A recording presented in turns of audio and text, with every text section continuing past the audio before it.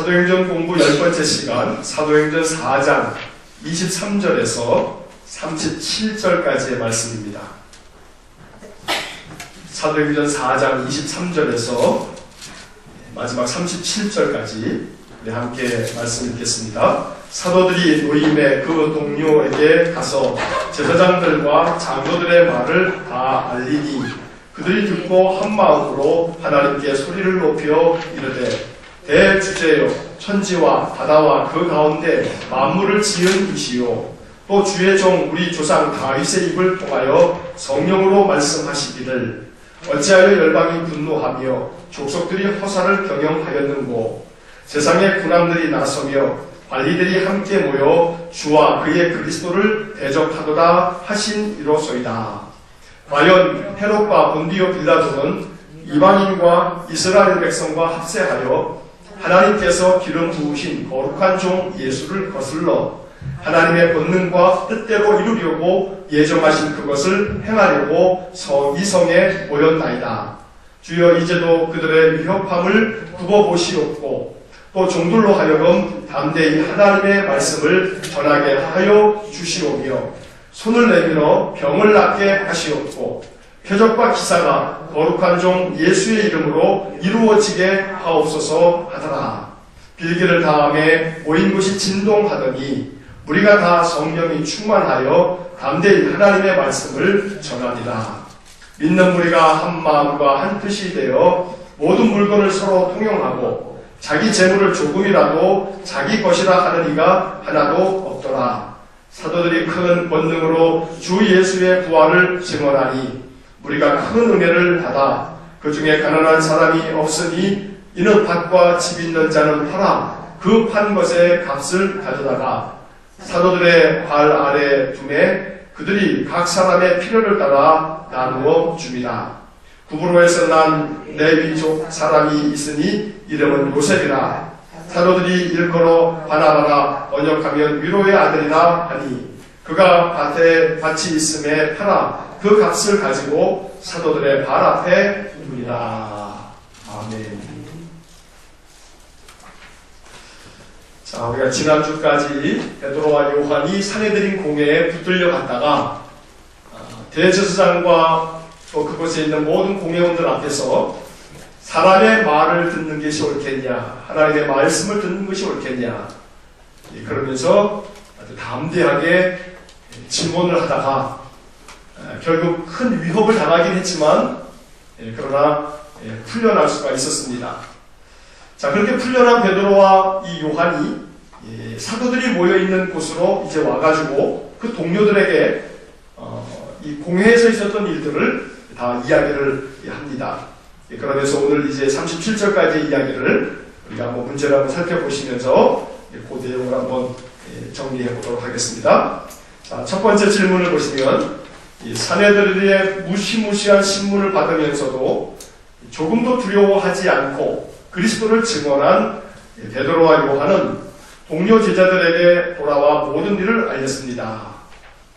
이 이야기를 들은 제자들의 반응은 어떠했습니까? 자, 23절과 24절을 보면 제자들에게 이 베드로와 요한이 찾아와가지고 그 모든 이야기들 다 알리니까 24절에 뭐라고 되어 있냐면 그들이 듣고 한 마음으로 하나님께 소리를 높여 이르되. 자, 여기에 보면 제자들의 반응이 나오고 있습니다. 자, 그들이 첫째는 한 마음으로, 그리고 그 다음에 뭐라고 나와 있습니까? 하나님께 소리를 높여 아는다. 자, 여기에 하나님께 소리를 높여 기도를 하는 거죠. 제자들의 반응이 이전과는 참 다릅니다. 그들이 어떤 상황에서든지 간에 뒤에서도 우리가 한번 또 32절에서 읽겠습니다만 한 마음으로 라고 하는 이게 참 얼마나 의미 있는지 모릅니다. 한 마음으로.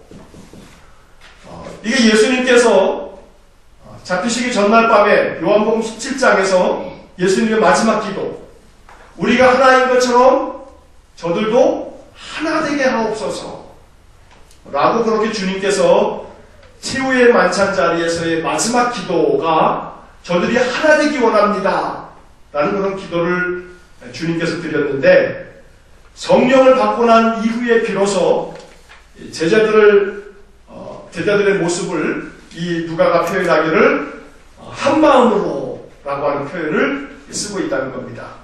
마음이 하나 되어지는 것, 이게 성령 충만한 표지이기도 합니다.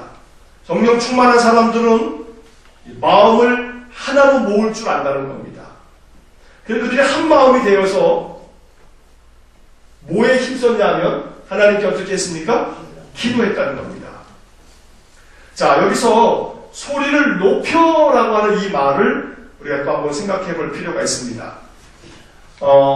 헬라 말로는 아이로라고 하는 그런 단어가 들어올린다 이런 뜻입니다. 들어올린다. 그리고 아이로, 포네 이제 이런 단어가 쓰여져 있는데, 이 포네라고 하는 것은 소리, 그리고 요 아이로라고 하는 이 말은 들어올린다. 들어올린다. 그러니까 소리를 들어올린다. 소리를 들어올리는 게 뭐예요? 말 그대로 소리 높여. 그러니까 큰 소리로. 큰 소리로. 큰 소리로 제자들이 기도했다는 겁니다. 제자들의 그 기도의 모습을 엿볼 수 있는 그런 단어가 이 아이로라고 하는, 들어올린다 라고 하는 그런 단어가 제자들이 어떤 모습으로 기도를 했는지를 우리가 느낄 수 있다는 겁니다. 아주 큰 소리로 마음을 합해서 한 마음으로 그렇게 기도를 했던 겁니다. 자, 오늘 31절까지 30절까지 쭉 내용을 보면 그 기도의 내용이 무엇인지를 이야기해주고 있는데, 이 기도의 내용을 통해서 우리는 이 사도들의 그 마음이 지금 어디에 있는지를 엿볼 수가 있습니다. 자, 제자들의 그런 태도와 그 기도의 내용을 우리가 30절까지의 말씀을 통해서 살펴볼 텐데, 자, 제자들의 태도는 어떠했습니까? 좀 전에 나왔던 한 마음이 되었다. 한 마음으로 라고 하는 이 표현에서 한 마음이 되었다. 제자들은 한 마음이 되었습니다. 자, 이렇게 한 마음이 되어서 두 번째, 제자들은 하나님을 어떻게 부르고 있습니까? 자, 24절 말씀을 보시면 24절 그 중간에 보면 제자들이 하나님을 뭐라고 부르고 있습니까? 첫 번째 뭐라 그래요? 대주제요. 대주제요. 자, 여기에 대주제요. 자, 이 대주제요라고 하는 이 말은 주인을 얘기하는 거예요. 주인님.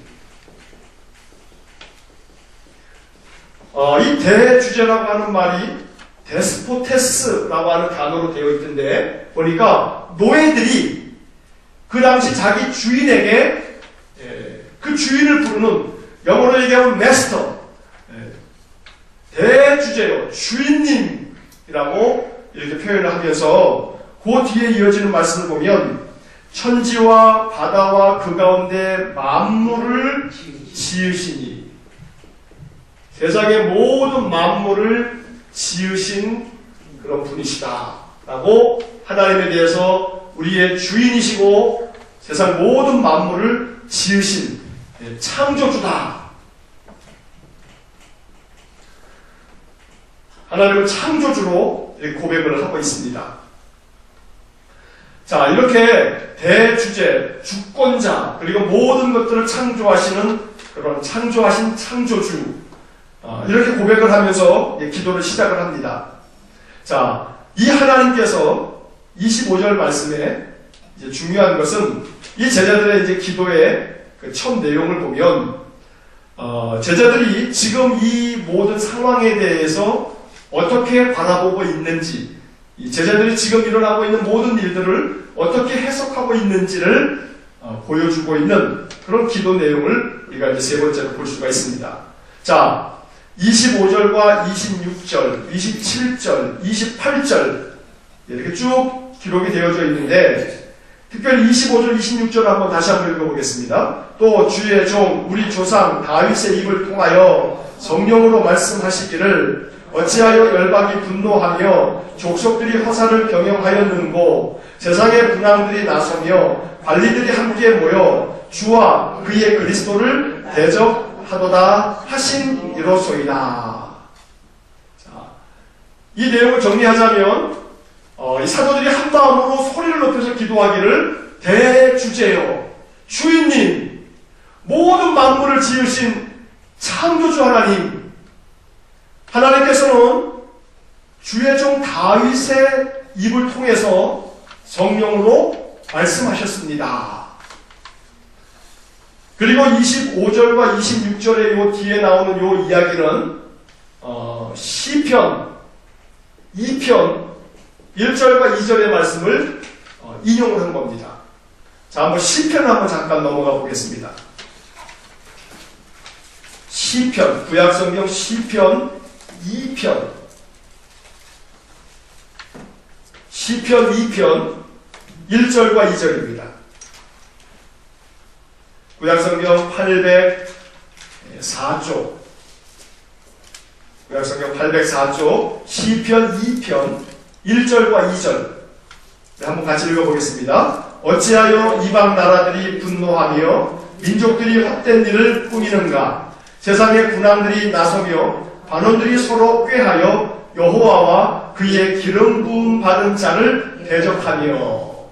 자, 이 시편 2편 1절과 2절을 사도들이 기도하면서 주님께서 주의 종 다윗의 입을 통하여 성령으로 이미 미리 말씀하신 시편 2편 1절과 2절의 그 말씀이 지금 이루어졌습니다.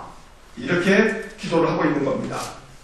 여기 시편 2편 2절 말씀의 그 뒷부분에 보면 여호와와 그의 기름 부음 받은 자, 이 기름 부음 받은 자가 히브리 말로는 메시아, 헬라 말로는 그리스도.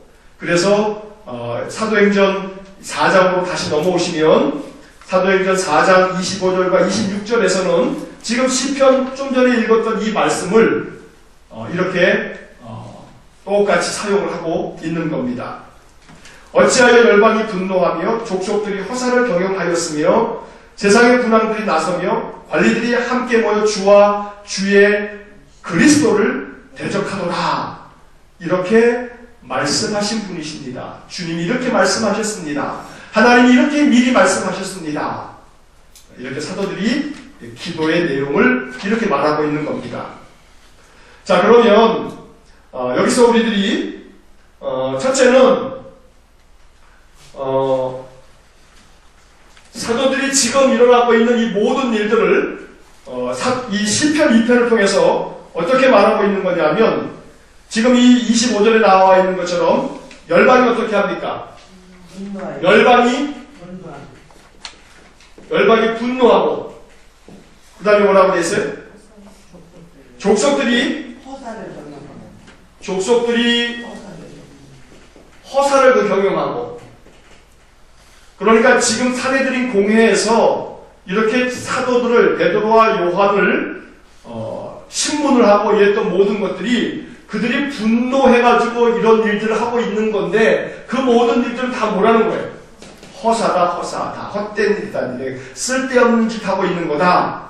이걸 하나님께서 미리 말씀하셨다고 제자들은, 사도들은 이렇게 해석을 하고 있는 겁니다. 그들이 또 뭘 하고 있냐면 26절에 보니까 세상의 군왕들이 나서며 관리들이 함께 모여서 그들이 뭘 하냐면 주와 그의 그리스도를 대적한다. 그들이 함께 모여서 대적하고 있다. 자, 이렇게 이야기를 하면서 이 시편 2편 1절과 2절을 인용을 하면서 그들이 하는 모든 일들은 다 허사인데도 불구하고 그들이 함께 모여서 하나님을 대적하고 그리스도를 지금 대적하고 있다. 이렇게 시편에서 말씀하고 있다. 그리고 27절로 넘어가시면 이제 지금 이 시편의 말씀이 어떻게 이루어졌는지를 27절에서 이렇게 말합니다. 한번 같이 읽겠습니다. 과연 헤롯과 본디오 빌라도는 이방인과 이스라엘 백성과 합세하여 하나님께서 기름 부으신 거룩한 종 예수를 거슬러. 그러니까 지금 앞에서 말했던 열방, 족속, 군왕, 관리 이러한 사람들에 대한 시편의 이야기들을 27절에서는 헤롯과 본디오 빌라도가 이방인들과 이스라엘 백성들과 합세를 해가지고 예수를 거슬렀다. 여기서 거슬렀다라고 하는 말도 역시 마찬가지로 대적했다라고 하는 말하고 같은 의미의 그런 단어입니다.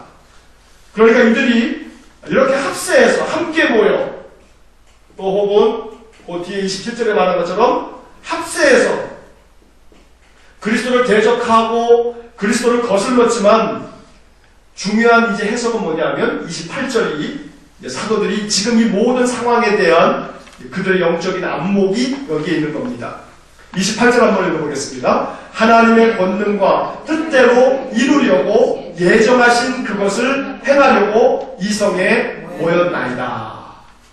이제 이것이 사도들이 지금 작금 일어나고 있는 모든 일들에 대한 그들의 신앙적인 해석이었던 겁니다. 이들이 아무리 예수 그리스도를 대적하고 아무리 거스른다 할지라도 이런 것들은 모두가 다 하나님의 권능과 하나님의 뜻을 이루려고 어떻게 하신 거라고요? 예정하신 거다. 예정하신 것이다. 예정하신 것이다 라고 하는 28절에 나온 이 말씀이 사도들의 기도에 있어서 참 중요한 겁니다. 그러니까 지금 우리 그 프린트문의 3번, 2번의 3번 저 맨 밑에 있는 질문에 대해서 사도들이 당한 일들 이런 것들을 제자들이 지금 어떻게 해석하고 있는 거냐면 시편 2편 1절 2절을 인용을 하면서 이렇게 많은 그리스도를 거스르고 대적하는 자들이 있지만 그러나 이 모든 것들 그들이 함께 모여서 합세해서 예수 그리스도를 대적하고 거스르고 있지만 그러나 이 모든 것들은 하나님의 권능과 하나님의 뜻 가운데서 어떻게 된 거라고요? 예정된 거다. 예정된 거다. 시편 2편의 말씀이 이루어진 거다. 이렇게 보고 있는 겁니다. 이것을 위해서 그들이 이 성에 지금 모여 있는 거다. 라고 말하고 있는 겁니다. 자, 여기서 중요한 이제 포인트는 뭐냐면 25절 그 앞부분 상반절에 나오는 말씀입니다. 주의 종 우리 조상 다윗의 입을 통하여 성령으로 말씀하시기를. 자, 여기서 누구누구의 입을 통하여 누구누구의 입을 통하여 사도들은 다윗의 입을 통하여 이렇게 말했고 우리들은 누구누구일지는 몰라요. 누군지는 모르지만 누구누구의 입을 통하여 누가 말씀하신다고요? 성령께서 다윗의 입을 통하여 성령으로 말씀하시기를. 성령으로 말씀하신다. 자, 여기 이 구절을 우리가 좀 잘 살펴보고 마음에 깊이 생각할 필요가 있습니다. 이 25절에 말하고 있는 다윗의 입을 통하여 성령으로 말씀하시기를 이렇게 시편 2편 1절을 이렇게 말씀하지 않았는가. 사도들이 이렇게 그 상황을 지금 해석하고 있는 거거든요. 자, 그러면 우리들은 이 25절에 나와 있는 이 말씀을 통해서 뭘 알아차려야 되냐면 성령께서는 지금도 말씀하고 계신다는 겁니다. 성령은 지금도 말씀하신다. 이것이 우리가 이 25절의 말씀을 통해서 깨달아야 될 중요한 영적인 그런 비밀인 겁니다. 성령은 지금도 말씀하신다. 누구를 통해서요? 누구누구의 입을 통해서. 누구누구의 입을 통해서 성령께서는 지금도 말씀하신다. 물론 첫째는 누구누구의 입을 통하여 라고 했을 때 여기서 들어가야 될 가장 중요한 것은 뭐냐면 성경을 기록한 성경 기록자들, 성경을 기록한 그 성경의 기록자들, 성령의 감동으로 성경을 기록한 예를 들어서 바울의 입을 통하여 시편을 읽으면 다윗의 입을 통하여, 잠언을 읽으면 전도자 솔로몬의 입을 통하여, 누구누구의 입을 통하여, 신명기를 읽으면 모세의 입을 통하여 성령으로 말씀하셨다. 이렇게 우리가 하나님의 음성을 들을 수 있다는 겁니다. 자, 하나님의 음성을 듣는 방법이 바로 여기 지금 이 본문 25절에 나와 있는 겁니다. 하나님의 음성을 듣는 방법, 누구누구의 입을 통하여 성령으로 말씀하시는 것을 들을 줄 알아야 되는 겁니다. 그래서 사도들은 지금 분명히 25절에서 이렇게 얘기하고 있는 겁니다. 다윗의 입을 통하여 성령으로 우리에게 말씀하셨다. 이렇게 말하고 있는 겁니다. 그래서 말씀드린 것처럼 가장 중요한 첫째는 성경을 통해서, 성경의 기록자들의 입을 통해서 성령은 지금도 끊임없이 말씀하고 계신다, 우리에게. 자, 또 하나, 두 번째로는 성경의 입을 통하여 뿐만 아니라 우리 주변에 있는 사람들의 입을 통해서 역시 마찬가지로 성령께서는 말씀하고 계신다는 겁니다. 예배 시간에는 목사의 입을 통하여 성경의 말씀을 풀이하면서 목사의 입을 통하여 성령께서 우리의 마음 가운데 깨닫게 해주시는 것이 있다면 성령으로 말씀하시는 것이고, 또 우리 믿음의 성도들이 함께 교제하고 또 믿음 안에서 만나서 이야기하면서 서로서로 다른 사람의 입을 통하여서도 성령께서는 말씀하신다. 오늘 이것을 우리가 이 25절을 통해서 발견할 수 있어야 한다는 겁니다. 더 나아가서는 이 말씀 25절을 통해서 우리가 꼭 깨달아야 될 것은 나의 입을 통해서 하나님의 말씀이 전하여지게 해주십시오. 이것이 우리의 기도가 될 수 있어야 한다는 겁니다. 하나님께서는 나의 입을 통해서도 말씀하실 수 있다는 겁니다. 그래서 내 입을 통해서 하나님께서 말씀하시도록 항상 내 입을 하나님의 도구로 내어드릴 줄 아는 그런 믿음의 사람이 되어야 한다는 겁니다. 이것이 25절의 말씀을 통해서 우리가 꼭 기억하고 발견해야 될 중요한 교훈인 것입니다. 나의 입을 통해서 다른 사람이 성령의 음성을 들을 수 있도록 내가 하는 말은 항상 하나님이 말하는 것처럼 그렇게 내가 말할 줄 안다면, 그러면 우리는 이 25절의 말씀이 지금도 나를 통해서 이루어지고 있다고 하는 사실을 알게 되는 것입니다. 자, 그 다음 말씀을 보면, 그 다음 페이지에 4번 질문을 보면 제자들이 하나님께 간구한 내용, 그 다음에 이제 그 간구한 내용을 보면 29절에서 30절의 이 말씀에 여러 가지를 이제 간구하고 있습니다. 이제 구체적으로 29절과 30절 한번 같이 읽어보겠습니다. 주여, 이제도 그들의 위협함을 굽어 보시옵고 또 종들로 하여금 담대히 하나님의 말씀을 전하게 하여 주시오며 손을 내밀어 병을 낫게 하시옵고 표적과 기사가 거룩한 종 예수의 이름으로 이루어지게 하옵소서. 자, 여기에 보면 사도들이 하나님 앞에 소리를 높여서 큰 소리로 네 가지의 간구를 하고 있는 것을 우리가 볼 수가 있습니다. 자, 첫째는 뭡니까? 첫째는 29절 말씀을 보니까 주여, 이제도 그들의 위협함을 굽어보십시오. 굽어봐달라. 그들의 위협함, 그들이 누굽니까? 사내들인 공예를 얘기하는 거죠. 23절 말씀대로라고 한다면 제사장들과 장로들의 그러한 모든 것 위협으로부터 우리를 굽어보십시오. 굽어보십시오. 우리를 좀 살펴달라고 요청을 하고 있는 겁니다. 자, 여러 가지 많은, 여기 지금 표현되어져 있는 위협이라고 하는 이 말, 여러 위협이 있을 수 있습니다.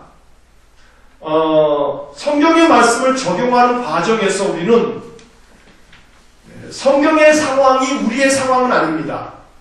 그리고 제자들이 위협당하는 것은 사내들이 공회 때문에 위협을 당하고 있는 건데, 오늘날 우리가 사내들인 공예 때문에 위협당하는 것은 아니죠. 그러면 성경의 이야기를 읽으면서 그들이 만나고 있는 그들의 상황을 나의 상황으로 대치해 나가는 겁니다. 그래서 우리의 삶 속에서 우리가 겪고 있는 여러 가지 위협이 있습니다. 우리의 마음을 아주 위축되게 만드는 것, 우리의 마음을 위축시키는 것, 마음이 어떤 문제 때문에 쪼그라든단 말이에요. 마음이 매우 이 두려움에 사로잡히게 된단 말이에요. 겁을 먹게 되죠. 무언가 내 마음이 위협을 당하면 겁을 먹죠. 죽이겠다고 칼을 들이대게 되면 그 위협 앞에 제일 먼저 두려움이 생기지 않겠습니까?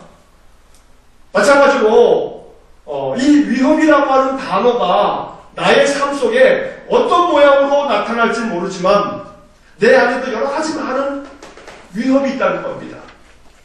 그러면 이 사도들의 이 기도를 나의 기도로 삼아야 합니다. 가장 좋은 기도는 성경을 가지고 기도하는 겁니다. 성경의 말씀을 사용해서 기도하는 것이 참 좋은 기도가 됩니다. 나의 삶 속에서 내가 당하고 있는 많은 위협들이 있습니다.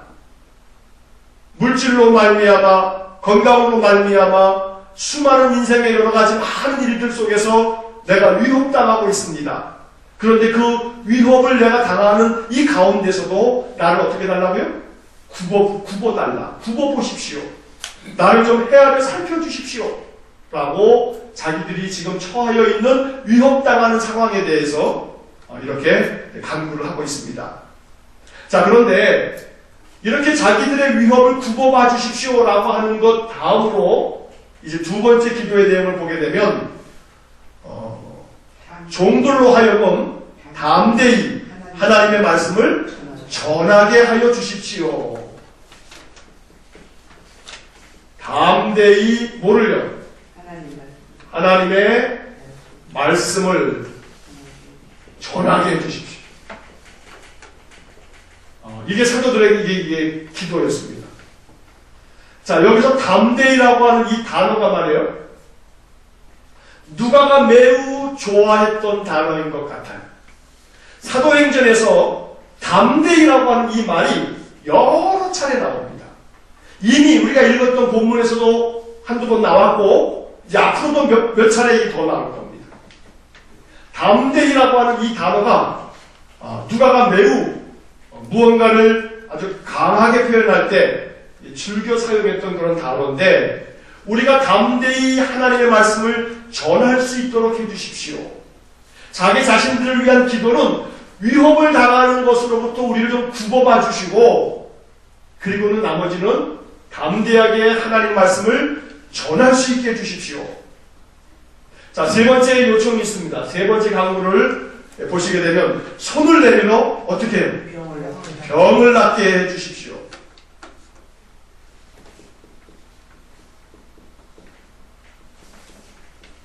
손을 내밀어 병 낫기를 기도하고 있습니다.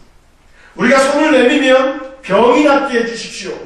이렇게 기도하고 있단 말이에요.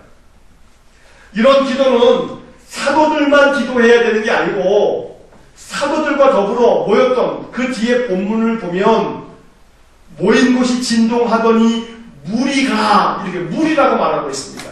이게 사도들만이 아니고 지금 예루살렘 교회에 그 함께 모여 있었던 그 많은 사람들이 이렇게 기도하고 있다는 겁니다. 손을 내밀어 병 낫기를 원합니다. 그러니까 이 말씀을 우리가 나 자신에게 적용한다면 기도할 때마다 어떻게 기도하는 게 좋아요? 내 아픈 몸에다가 손을 내밀어서 내 아픈 부위에다가 손을 얹어놓고 주님 내가 이렇게 손을 내밀어 나의 상처와 나의 아픔에 이 손을 얹고 기도하오니 이 병이 낫게 해주십시오.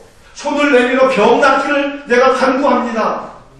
그렇게 기도한다면 사도행전 4장 29절의 말씀을 토대로 우리가 기도하는 것이 된다는 이야기죠. 자, 네 번째로 보게 되면 그 뒤에 이어지는 말씀에 보면 표적과 기사가 거룩한 종 예수의 이름으로 이루어지게 해주십시오.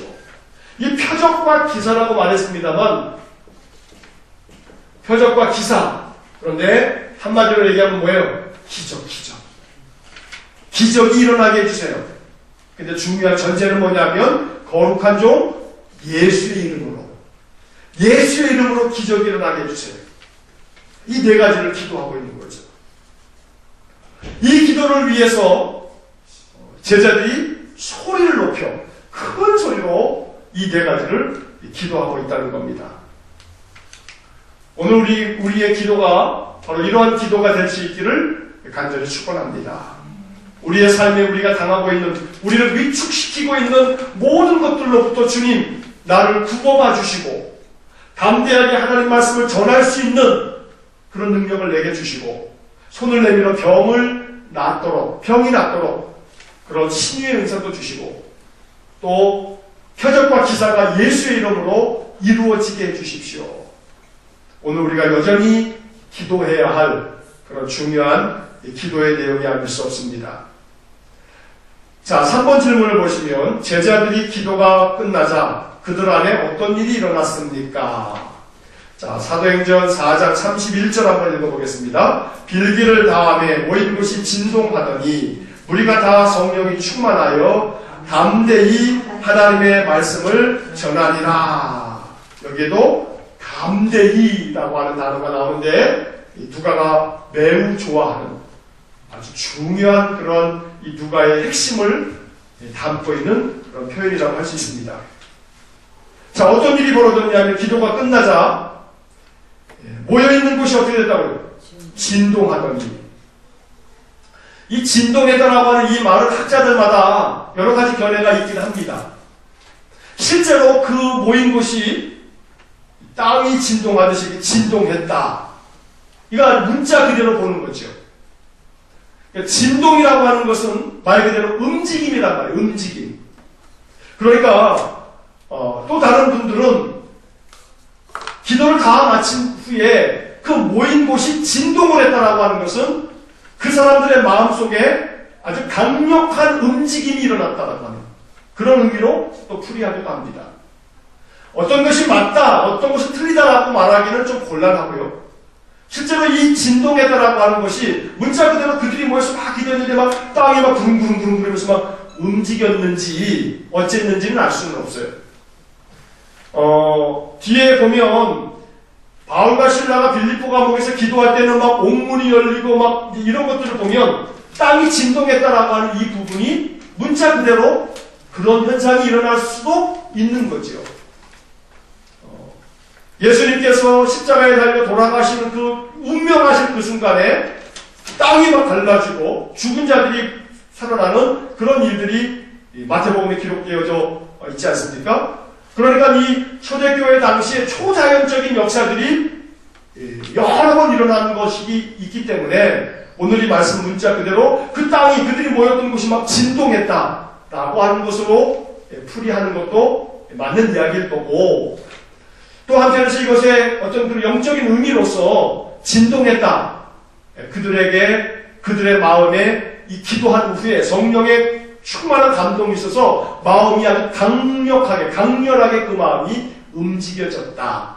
이렇게도 말할 수 있다는 거죠. 자, 무리가 다 성령의 충만함을 받았습니다. 중요한 것은 무리가 다 성령이 충만하여 그 다음에 뭐 했냐 하면 담대히 하나님의 말씀을 전하리라. 사도행전에서 이 패턴을 이제 뒤에서도 몇 차례 읽을 겁니다.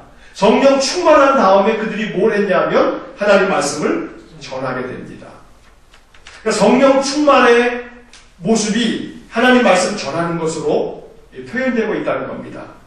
자, 여기서 말씀하고 있는 하나님 말씀을 전했다라고 하는 이 이야기를 단순하게 이 현대적인 그런 용어로 나가서 전도했다. 예수 믿으세요. 전도했다. 이런 걸로만 아주 그냥 소극적으로 아주 그냥 협소하게 생각할 것이 아니고 하나님의 말씀을 전했다라고 하는 것은 담대하게 그들이 하나님의 말씀 모든 것들을 서로 전할 줄도 알았다는 겁니다.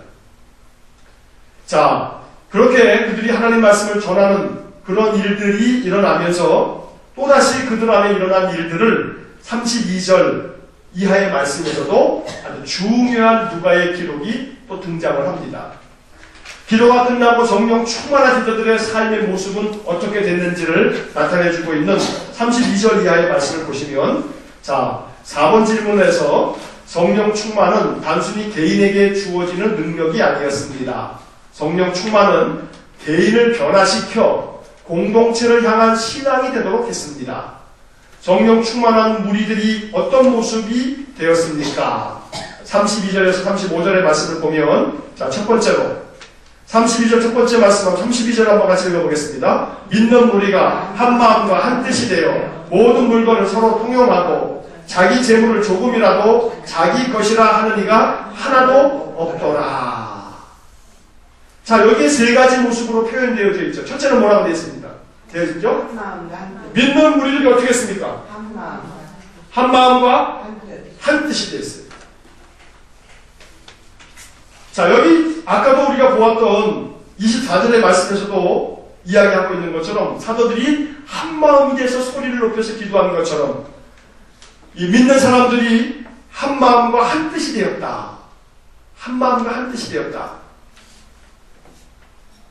이것이 바로 성령 충만한 사람들이 나타내 보여주었던 아주 중요한 그들의 삶의 변화의 모습인 거죠. 한 마음 한 뜻.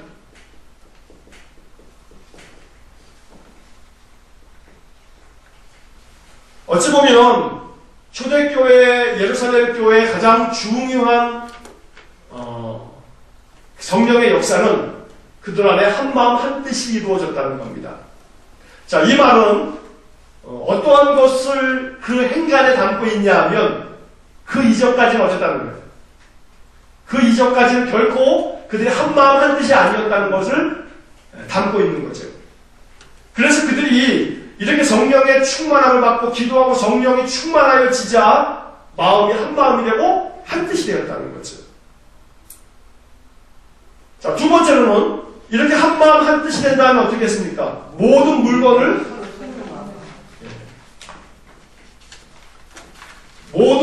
서로 통용을 했습니다. 자, 여기 서로 통용했다라고 하는 이 말을 공동번역이나 새번역 성경에 보게 되면 공동으로 사용하였다. 이렇게 번역이 되어져 있는데 물건을 서로 통용하는 겁니다. 서로 나눠 쓰는 겁니다. 공동체 생활이 이루어지는 거죠. 자, 더 깜짝 놀랄 사실은 그 다음에 이어지는 말씀을 보니까 자기 재물을 조금이라도 자기 것이라고 하는 사람이 있습니까? 없습니까? 그렇죠. 자기 재물을 자기 것이다 라고 말하는 사람이 아무도 없습니다.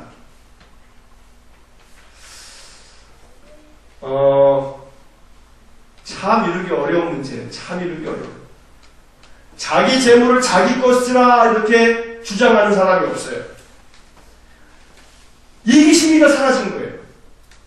이기심이 사라지고 자기 것이라, 이건 내 건데 라고 하는 사람이 없어요. 더불어 그 다음에 보면 34절의 말씀을 보면 33절과 34절을 한번 이어서 읽어보겠습니다. 사도들이 큰 권능으로 주 예수의 부활을 증언하니 무리가 큰 은혜를 받아 그 중에 가난한 사람이 없으니 이는 밭과 집 있는 자는 팔아 그 판 것의 값을 가져다가 35절 사도들의 발 앞에 두매 그들이 각 사람의 필요를 따라 나누어 줍니다. 가난한 사람이 있어요? 없어요? 가난한 사람이 아무도 없어요. 왜 없어요? 집 있는 사람, 또 밭이 있는 사람들이 그거 팔아가지고 누구 앞에 가지고 와요? 사도들 앞에 가지고 가요. 그럼 사도들이 그거 어떻게 해요? 각 사람의 필요를 따라 나누어 줘요. 각 사람의 필요에 따라 나누어 줘요. 그러니까 이 예루살렘 교회에 가난한 사람이 없었다. 이런 말이 나오는 거예요. 자, 한마디로 얘기해서 이것을 다르게 표현하면 하나님 나라라고 말할 수가 있어요. 하나님 나라. 하나님 나라가 이루어지는 거죠. 주의 말씀을 듣고 은혜를 받아가지고 이 33절에 그렇게 표현되어 있죠. 무리가 큰 은혜를 받아. 큰 은혜를 받아.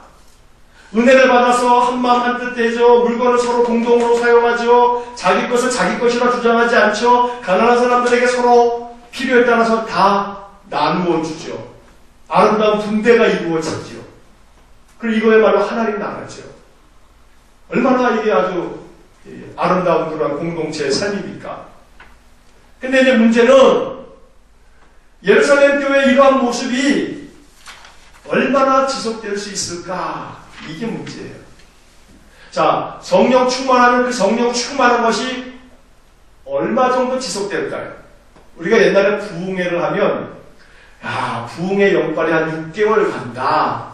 또 아이고 이번 강사님이 아주 그냥 이 충만하게 은혜를 줘가지고 1년 간다. 뭐 진짜 옛날에는 부흥회 한 번 하고 나면 그 부흥회 신앙으로 한 6개월도 1년도 열심으로 신앙생활을, 그래서 1년에 한 차례씩 교회가 늘 부흥회를 하고 그런 시절도 있었는데, 한 번 내 안에 성령 충만하면 그 성령 충만한 그 마음이 얼만큼 가겠냐 이 말이에요. 이러한 놀라운 역사가 이루어졌던 이 예루살렘 교회도 말이에요. 이 성령 충만해서 이러한 역사들이 오래 갈 것 같지만 오래 가지 못해요.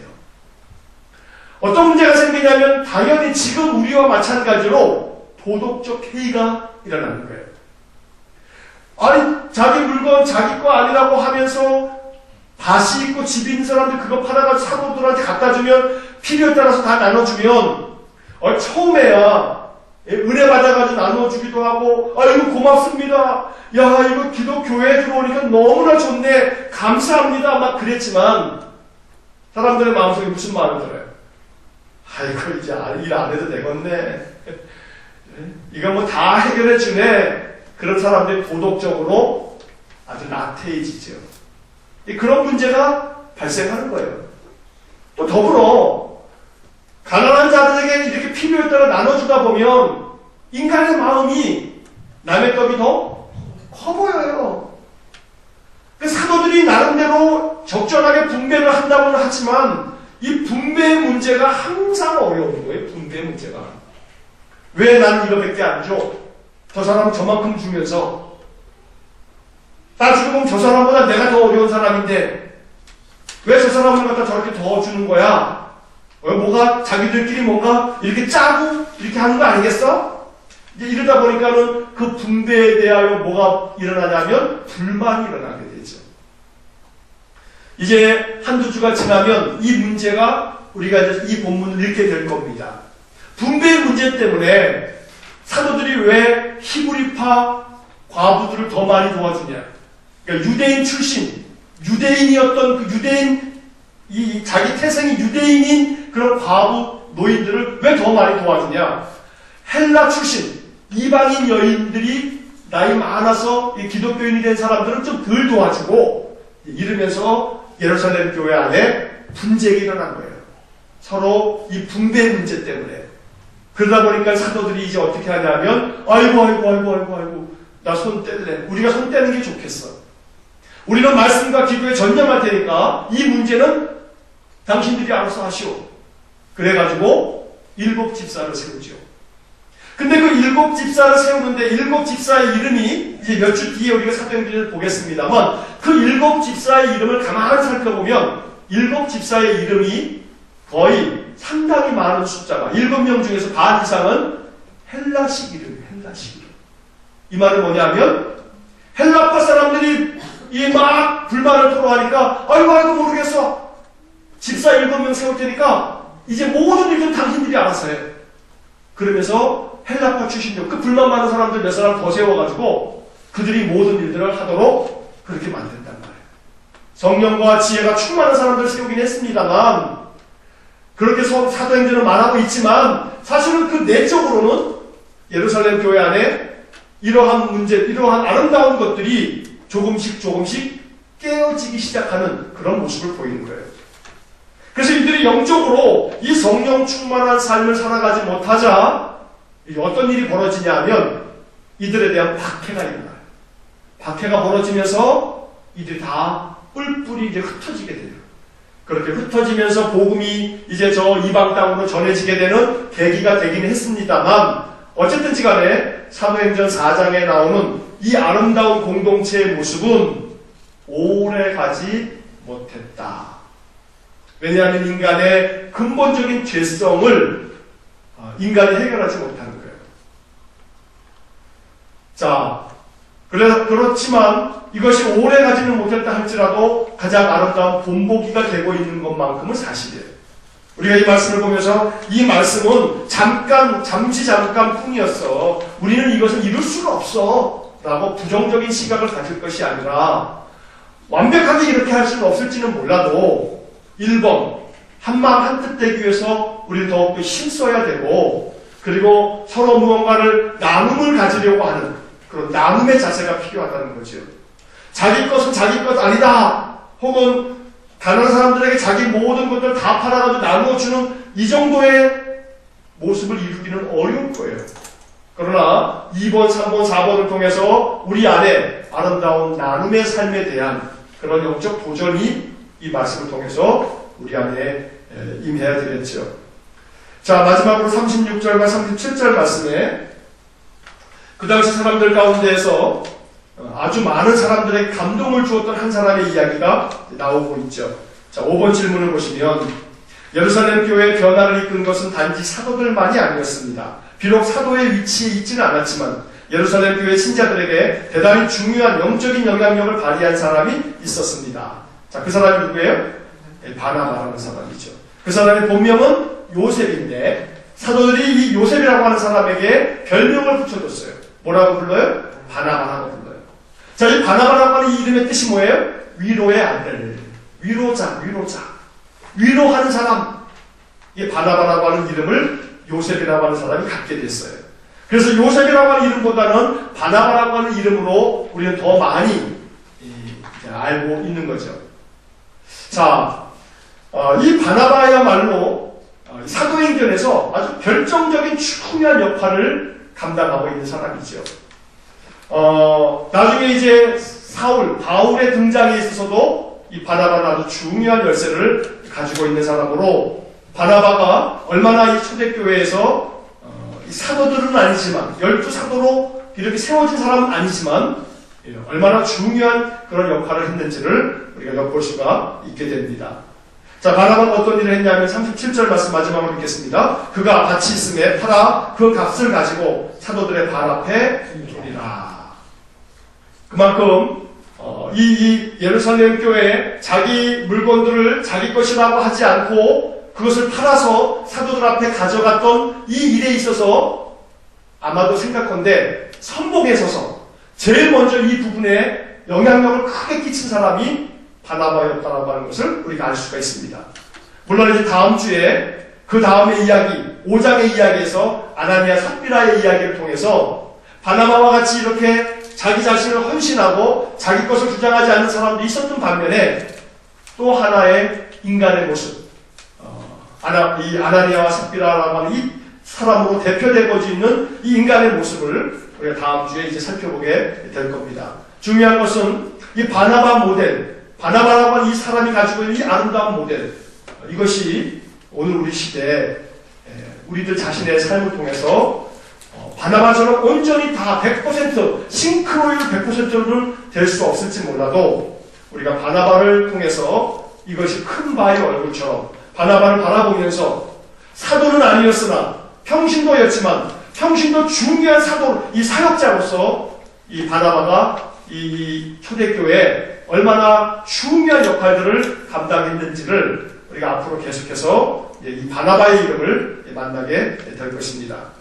자, 오늘 이 본문의 말씀들을 우리가 살펴보면서 무엇보다 제자들이 소리 높여 하나님 앞에 기도했던 그런 기도의 내용들, 이것이 우리의 기도가 되기를 원하고 이 초대교회, 예루살렘 교회의 이 여러 가지 공동체적인 그런 삶의 모습들을 바라보면서 우리 공동체, 우리 일산원광교회의 부족한 그런 모습들을 또 생각해보고 그래서 우리가 더욱 하나님 앞에 깊이 이 말씀을 가지고 기도할 수 있게 되기를 주의 이름으로 간절히 축원합니다.